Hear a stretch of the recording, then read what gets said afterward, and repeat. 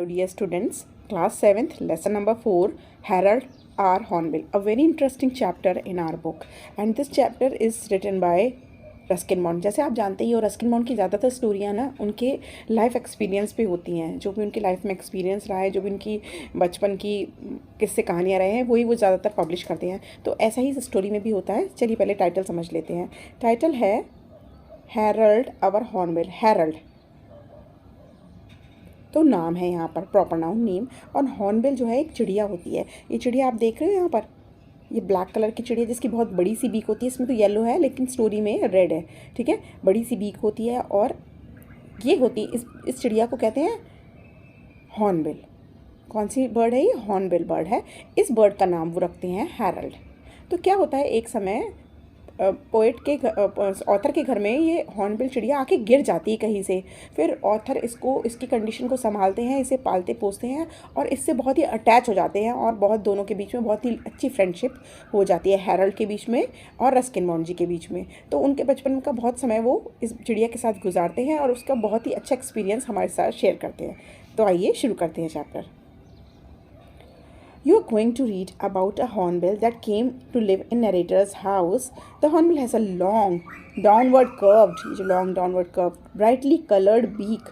Number the pictures correctly so that the beaks match with their birds. ये तो आप खुद करोगे एक्टिविटी, ठीक है। तो हमें पता चल गया है ये हॉर्नबिल की कहानी है जिसका नाम रखा गया था हैरल्ड। तो आइए शुरू करते हैं। ये बहुत इंटरेस्टिंग स्टोरी है जो कि रस्किन बॉन्ड ने लिखी है हैरल्ड के बारे में। वो पेट हॉर्नबिल जो कि नरेटर के साथ रहने लगता है जब वो एक छोटा बच्चा होता है। Read how Harold finds a new home when he falls out of his nest. पढ़ते हैं कैसे हैरल्ड को नया घर मिलता है जब वो अपने घोंसले से गिर जाता है। तो होता क्या है, बहुत ही प्यारी स्टोरी पहले हैरल्ड के मम्मी पापा के बारे में बताई है। हैरल्ड की मम्मी सारे हॉर्नबिल्स की तरह एक अच्छी हॉर्नबिल थी and most careful of wives. अब एज अ वाइफ यानी कि हैरल्ड के पापा की वाइफ भी वो बहुत अच्छी थी और वो बहुत अच्छी मम्मा भी थी, यानी कि बहुत अच्छी किस्म की वो चिड़िया थी। हिज फादर, हैरल्ड के जो पापा थे, was most easy going of husbands. बहुत अच्छे किस्म के हस्बैंड थे, बहुत ही कूल चिल हस्बैंड थे। तो जनवरी की बात है, जब ट्री पे फूल भी नहीं आए थे, उससे पहले की बात है। हैरल्ड के पापा अपनी वाइफ यानी कि हैरल्ड की मम्मी को लेकर एक ग्रेट होल में आते हैं ट्री ट्रंक में। बहुत बड़ा सा ट्री की ट्रंक में, ट्री जैसे ये ट्री है ना, इसकी ट्रंक में एक बहुत बड़ा सा होल है। वहाँ पर अपनी बीवी को लेकर आते हैं, अपनी वाइफ को लेकर आते हैं, हैरल्ड की मम्मी को लेकर आते हैं उसके फादर। क्या हुआ है, हैरल्ड अभी बॉर्न नहीं हुआ है, हैरल्ड बॉर्न होने वाला है। तो उसकी मम्मी अभी प्रेग्नेंट है। तो प्रेग्नेंट वाइफ को लेकर हैरल्ड के पापा ट्री ट्रंक में आ जाते हैं। In this weather beaten hollow. Weather beaten hollow means weather के वजह से ये ख़राब हुआ हुआ है, आंधी तूफान बारिश की वजह से ये ख़राब हुआ हुआ है आजकल। Harold mother was enclose within the hole by a sturdy wall of earth, sticks and dung. कभी आपने देखा ही होगा, चिड़िया जब घोंसला बनाती हैं तो उसके अंदर बहुत सारी मिट्टी यहाँ से कवरिंग कर ला देती है और बहुत सारी स्टिक्स से कवर कर देती है। तो हैरल्ड के पापा ने मम्मी को बंद कर दिया था एक होल के अंदर और उसकी कवरिंग कर दी थी अर्थ यानी कि मिट्टी से और स्टिक से, डंग यानी कि गोबर वगैरह से। Harold father left a small hole, और इसमें एक छोटा सा होल छोड़ दिया था जहाँ से चोंच मिलाकर मम्मी पापा बात करा करते थे। मम्मी अंदर बंद थी, मम्मी के बेबी होने वाला है, पापा बाहर रहते थे और मम्मी की बाहर से ही केयर करते थे। बस बाहर से चोंच की जगह छोड़ दी थी कि आपस एक दूसरे से बात कर सके। To enable him to communicate with wife whenever he felt like a chat, जब उन्हें चैट करनी होती थी। Walled up in her uncomfortable room. Uncomfortable room यूँ कहाँ है क्योंकि वो बंद हो गई थी और उसमें ही उन्हें एडजस्ट करना था। मम्मी एक प्रिजनर की तरह रहती थी। कम से कम 2 महीने मम्मी उस बिल में रही और इस समय उन्होंने एक अंडा दिया। अंडे में से निकला एक हॉर्नबिल जिसका नाम था हैरल्ड। आगे बात करते हैं इन हिज नेकेड बॉयहुड, यानी कि नेकेड बॉयहुड मीन्स उसके जब बिल्कुल बचपन था, जब वो बिल्कुल बॉर्न हुआ था। नेकेड यहाँ पे यूज नेकेड होता है the one who is not wearing clothes, पर यहाँ पे वो था जब उसके बाल भी नहीं थे शरीर पे और वो बिल्कुल बॉर्न हुआ है। हैरल्ड वॉज नो ब्यूटी, बिल्कुल भी सुंदर नहीं था। His most promising feature was his flaming red bill, और जो उसका सबसे इंपॉर्टेंट कैरेक्टर था, जो उसकी फिजिकल फीचर था, जो सबसे अच्छा था, वो उसकी लाल रंग की चोंच थी। Matching the blossoms of the flame tree which was now ablaze. उस उसकी बीक का कलर उन ट्रीज से मैच करता था जिस पे वो बॉर्न हुआ था, जो अब फूलों से भर गए हैं। पहले वो जब विंटर सीजन में उसकी मम्मा आई थी तब वहाँ पे कोई फूल नहीं था ना, तो अब वो समर आ गया है, तो समर की वजह से पूरा पेड़ जो है वो लाल फूलों से लद चुका है। और उसी की जैसी लाल बीक हमारे इस हॉर्नबिल की भी है। अच्छा, उसकी क्वालिटीज़ में एक क्वालिटी बताई है, he had a stomach that could never be filled. उसकी ऐसी भूख लगती थी उसको जो कभी भी नहीं भरती थी। Despite the best efforts of his parents who brought him pieces of jack fruit. जबकि उसके मम्मी पापा पूरी कोशिश करते थे अच्छा अच्छा उसे भोजन देने के लिए। जैक फ्रूट होता है कटहल, कटहल के टुकड़े लाया करते थे उसके लिए, चोंच में दबा दबा के। बेरीज लाया करते थे बैनियन ट्री से उसको खिलाने के लिए, क्योंकि वो तो बहुत छोटा था, उड़ नहीं सकता था। लेकिन इस सब से भी उसका पेट नहीं भरता था, वो बड़ी खाऊ किस्म का था। जैसे वो बड़ा होता है the room became more crammed. उसके लिए रूम बहुत छोटा पड़ने लगा। And one day his mother burst out the wall. और एक दिन उसकी मम्मी जो है घोंसले की वॉल से बाहर की तरफ आ गई, क्योंकि spread out her wings and sailed over the tree top. और उन्होंने अपने पंख फैलाए और ट्री की टॉप पर जाकर बैठ गई। और उसके हस्बैंड ने जब देखा कि आज मेरी वाइफ बाहर आई है, तो उसका हस्बैंड बहुत खुश था उसे देखकर, और वो अपनी वाइफ के साथ खेलने लगा और अपनी खुशी दिखाने लगा विद डीप गगल्स एंड थ्रोटी क्रकल्स। चहचहाने लगा, बोलने लगा। तो हस्बैंड वाइफ भी बहुत अच्छे थे और बेबी भी बहुत अच्छा बॉर्न हुआ है। लेकिन इनकी लाइफ में अभी कुछ ट्रैजिक मोमेंट आने वाला है, जैसे कि हमारी इंडियन स्टोरीज़ में होता है। फिर जैसे कि वॉल फट गई थी तो फादर ने फिर से वॉल रिपेयर कर दी। नर्सरी इसलिए कहा क्या है क्योंकि यहाँ पे एक छोटा बच्चा रहता है, जहाँ जगह बच्चे रहते हैं ना वो नर्सरी कहलाती है।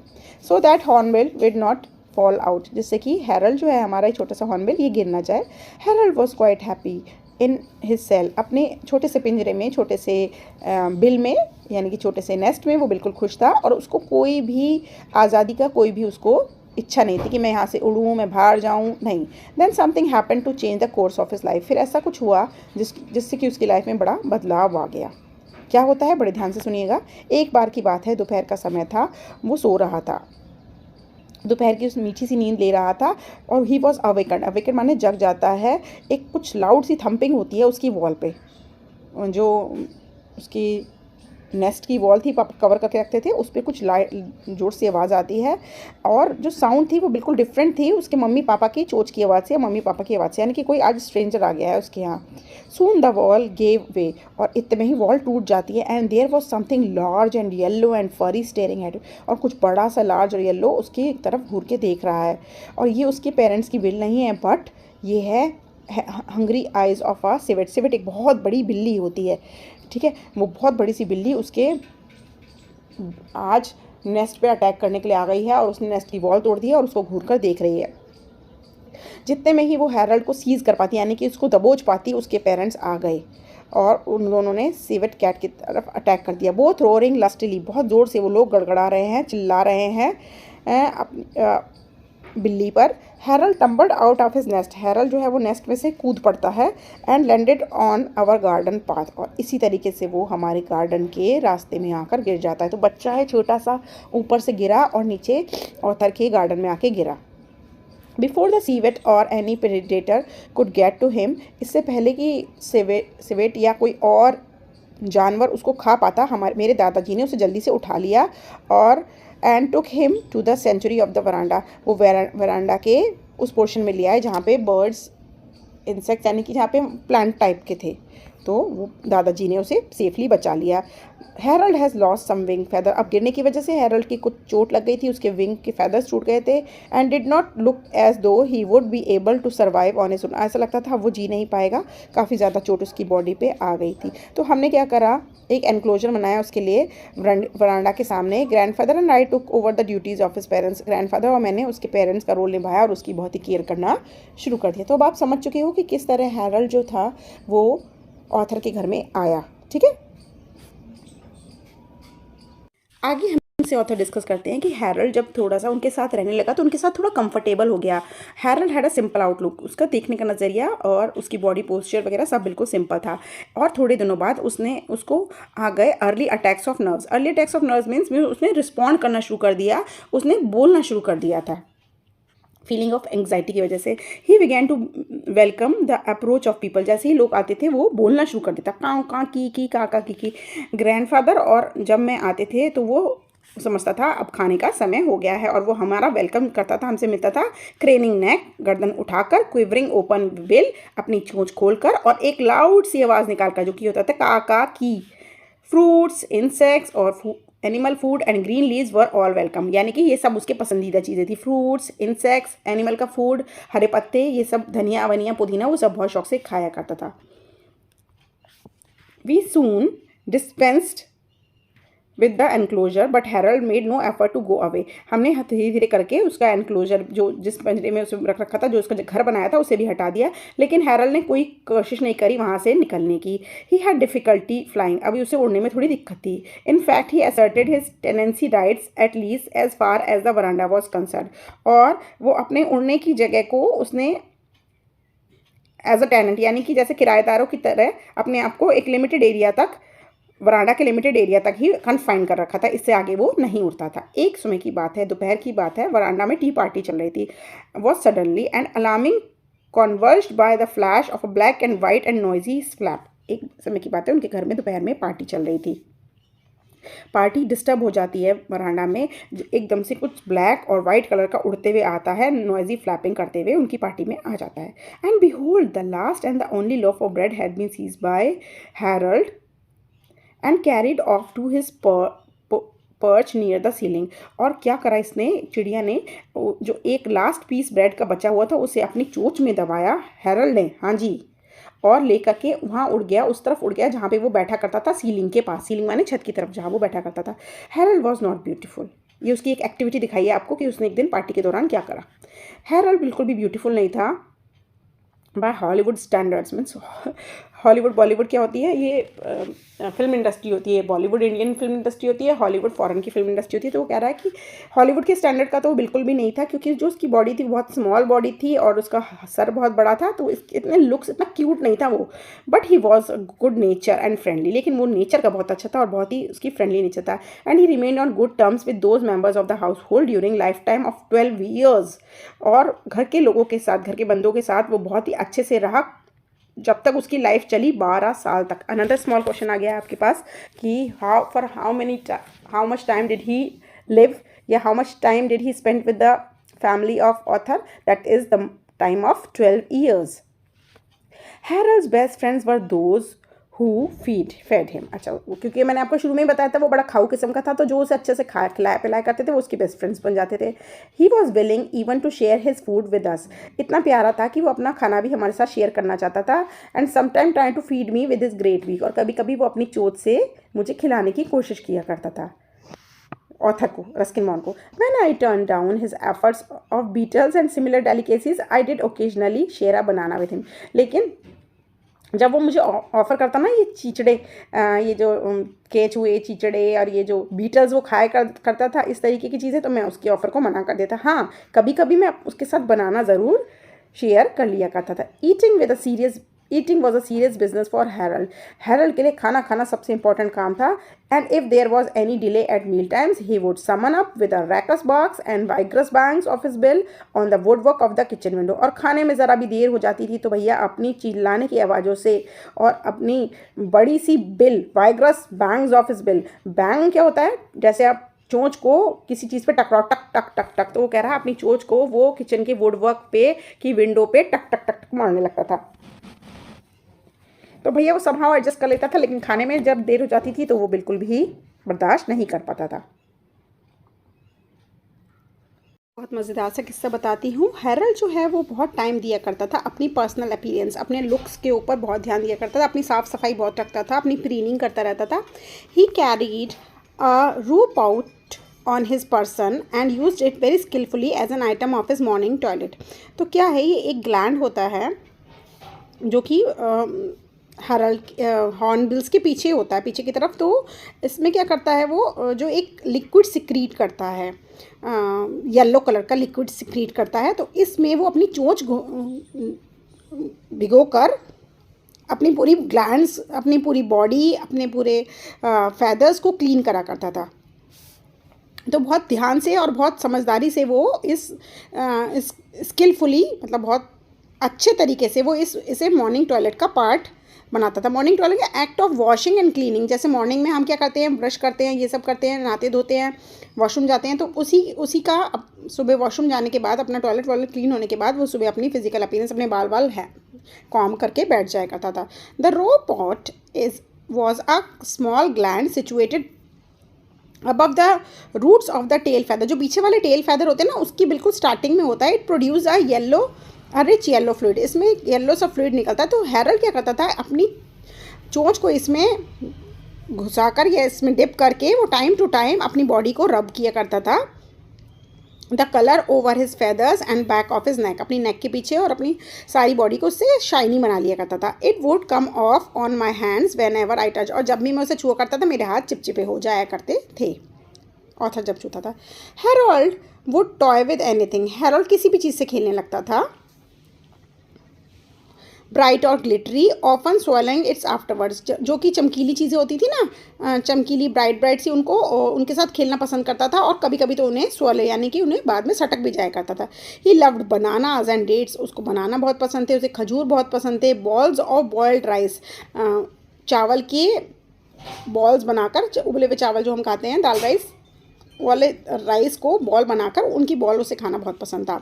आई would throw him the rice ball and he would catch them in his beak, कितने मज़ेदार गेम होता था। मैं उसकी चावल की बॉल बनाकर उसकी तरफ फेंका करता था और वो कैच करता था अपनी बीक में। And toss them in the air and let them drop into his open mouth, और उन्हें उछाला करता था और उसकी चोंच में वो आ जाया करती थी। He perfected this trick of catching things, और वो इस चीज़ में बड़ा परफेक्ट हो गया था, चीज़ें बहुत अच्छे से कैच कर लिया करता है। And in time I taught him to catch a tennis ball, और ऐसे धीरे धीरे करते मैंने उसे टेनिस बॉल कैच करना भी सिखा दिया था। Thrown with some force from a distance of 15 yards, कम से कम 15 यार्ड्स के डिस्टेंस से जब मैं उसे टेनिस बॉल फेंका करता था तब भी वो उसे बहुत अच्छे से पकड़ लिया करता था। That is really interesting. Although Harold never seemed to drink any water, he loved the rain। जबकि हैरोल्ड ज़्यादा पानी पीना पसंद नहीं करता था, लेकिन उसे बारिश बहुत पसंद थी। चिड़िया लोगों को ना बारिश बहुत पसंद होती है। He always knew when it was going to rain, उसे पहले ही पता चल जाता था कि जब बारिश होने वाली थी, because Harold would start chuckling to himself about an hour before the first raindrop fail. बारिश होने से करीबन एक आध घंटा पहले वो अपने आप से बातें करने लग जाता था और कुछ बोलने लग जाया करता था जब पहली बूंद गिरती थी उससे पहले। This use to irritate aunty Ruby, और आंट रूबी इससे बहुत चिड़चिड़ करती थी इस बात से, क्योंकि क्या होता था, she was always being caught in rain, क्योंकि हमेशा वो बारिश में फंस जाया करती थी। Harold would be चकलिंग when she left the house, और जब वो घर से चली जाती थी तब वो अपनी चकलिंग शुरू करता था। And when she return drenched to the skin he would be in fits of laughter, और उसका मतलब होता था कि आंटी को इशारा देना कि भाई बारिश होने वाली, छाता वाता ले लो, लेकिन वो उसकी सुनती नहीं थी, चिड़चिड़ा के उससे चली जाती थी, और जब वो लौटती थी तो वो पूरी बारिश में भीगी होती थी, और इससे हैरोल्ड बहुत ज़ोर ज़ोर से हंसता था। As storm clouds would gather and gust of wind would shake the banana tree, Harold would get very excited and his chuckle would change to an eerie whistle।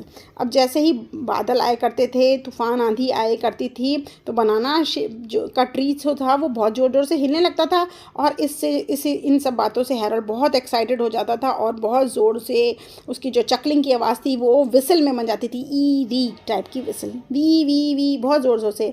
He would scream, and then as the first drops of rain hit the veranda steps and the scent of the fresh earth passed through the house, he would start roaring his pleasure। और जैसे ही बारिश की पहले बूंदें गिरती थी और वरांडा की सीढ़ियों पे गिरती थी, और मिट्टी की जो ताज़ी खुशबू आया करती थी, घर में फैल जाया करती थी, उससे वो बहुत ज़्यादा ज़ोर से चिल्लाने लगता था और इधर से उधर घूमने लगता था।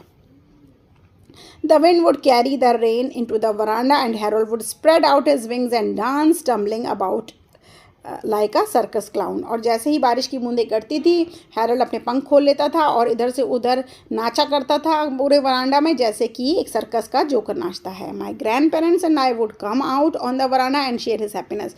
दादा दादी जी और मैं हम बाहर आ जाया करते थे वरांडा में, और उसकी खुशी के साथ हम भी खूब डांस करा करते थे। मैनी ईयर्स लेटर्स, काफ़ी सालों बाद, I still miss Harold's raucous barks, और हैरल्ड की वो प्यारी आवाज़ें मुझे अब भी मिस करती हैं, and banging of his great bill, और जब वो किचन पे आकर वो अपनी बिल से, अपनी चोंच से वो टक टक की आवाज़ करता था जब उसे खाना नहीं देते थे, वो सब मैं बहुत मिस करता हूँ. If there is haven for good hornbills, I sincerely hope he is getting all the summer showers he would wish for and plenty of tennis balls to catch.